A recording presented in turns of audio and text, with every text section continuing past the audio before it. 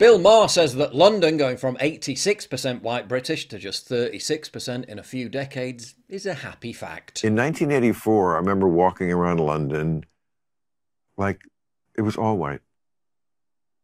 It was all white. White people walking around the capital of a Western European country. Oh no, the horror. But now it's totally changed. It went from, I read this in Andrew Sullivan's column, it went from, in 50 years, it went from 86% white to 36% white. Now, this is not a complaint.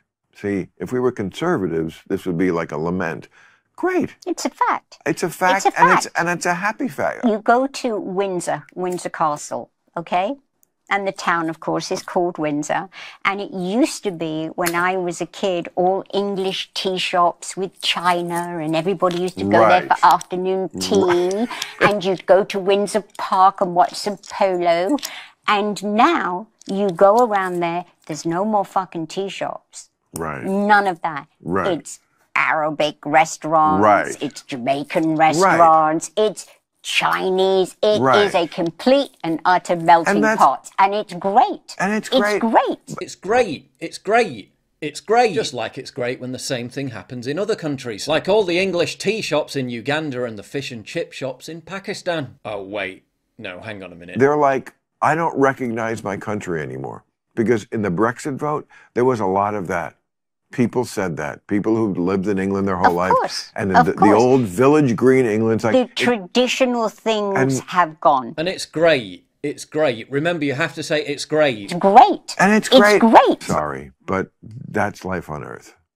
Things change. Nothing stays the same. Nothing stays the same. And if you stay the same, you're left behind. Now, you don't have to like the change. But you can't just stand there in the middle of the street and go, stop! I am standing athwart change. It just doesn't work that way. Resistance is futile. Change is going to come. Only in Western countries, though. Nobody else has to change. And it's going to roll over you. It's how you deal with it. That's right. You know, you can move. You'll have to, maybe. Yeah. You know. You can move. Just leave. Get out. And take your family with you. Your traditions, your memories, your heritage. Take that lot too. Remember, it's great, though. Don't forget to say it's great. It's great. And it's great. It's great. Jordan Peterson recently made similar comments when he was asked about how London had changed. When I came to London in the 1980s, I went to a reasonably good restaurant and I was fed canned spaghetti. You know, the food here was, to call it dismal was an absolute compliment. And so one of the benefits of multiculturalism has been a radical diversification, let's say, in cuisine, and that's a huge benefit. Yeah, somehow I don't think the Italian restaurant owners and chefs are part of the problem, Jordan. Both Bill Maher and Sharon Osbourne are half Jewish, and while they firmly agree that the relentless pace of diversity in the United Kingdom has only been a force for good, when it comes to open borders for Israel, not so much. I thought it was great. It's great. Last year, Maher interviewed Israeli Prime Minister Benjamin Netanyahu about the dangers that rapid demographic change might pose to his country. The critics of Israel here in America, and some in your own country, talk about the fact that Israel is kind of a population time bomb, and that if 51% of Israel would become Arab, because you do have Arab citizens who are actually treated better in Israel with more rights and more freedoms than they are in their own and other Arab countries.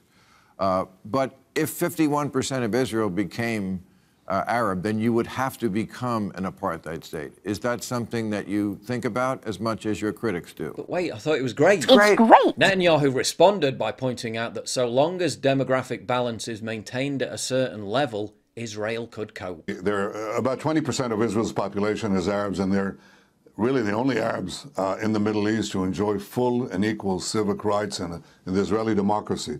And I've also made it an effort to incorporate them in the tremendous success story that is Israel. And I'm happy to see that that is happening. But the demographic balance is maintained. The most important thing is the democratic balance is maintained. The Israeli leader previously asserted that it was necessary to maintain a Jewish majority to ensure the Jewish character was not engulfed by demography. Not so great then. According to Bill Maher, native populations in Western countries becoming a minority is a happy fact. In fact, it's great. It's great. But in Israel, it's literally the opposite. Funny how that works, eh?